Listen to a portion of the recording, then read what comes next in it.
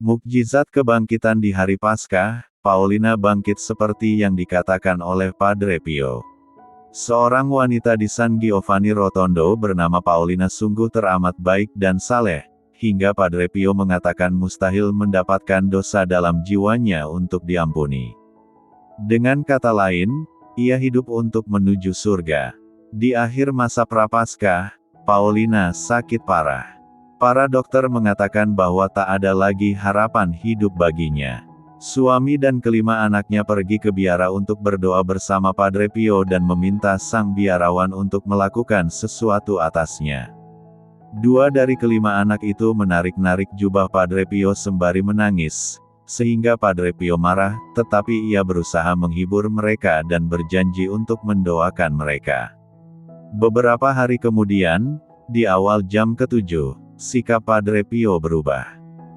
Sesungguhnya, Padre memohonkan kesembuhan bagi Paulina dan mengatakan kepada semua orang, ia akan bangkit pada hari Raya Paskah.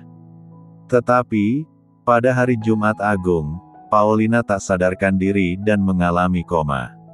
Pada hari Sabtu, setelah beberapa jam menderita, Paulina akhirnya meninggal dunia.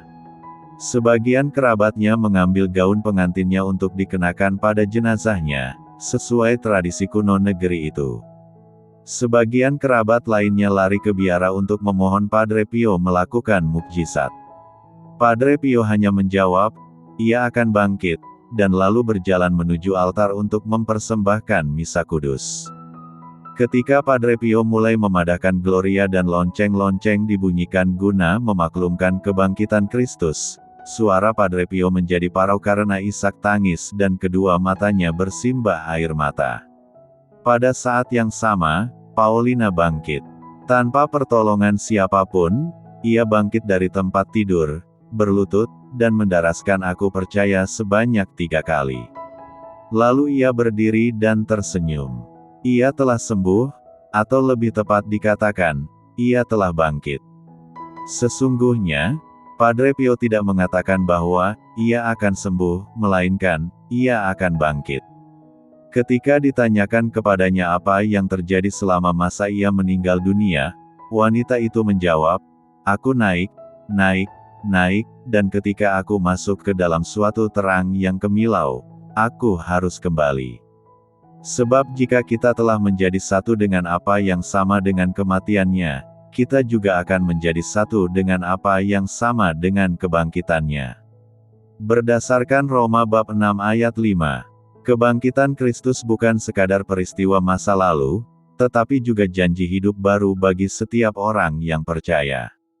Rasul Paulus menegaskan bahwa bila kita telah disatukan dengan Kristus dalam kematiannya, yaitu dengan menyangkal diri, mematikan dosa, dan hidup dalam pertobatan, maka kita juga akan disatukan dengannya dalam kebangkitan.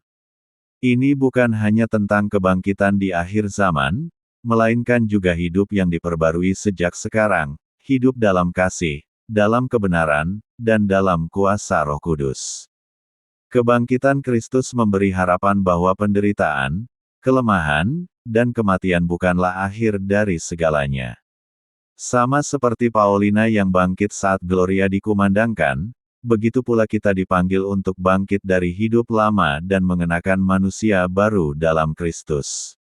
Marilah kita menjalani hidup ini dengan keyakinan bahwa kuasa kebangkitan Kristus juga bekerja dalam diri kita.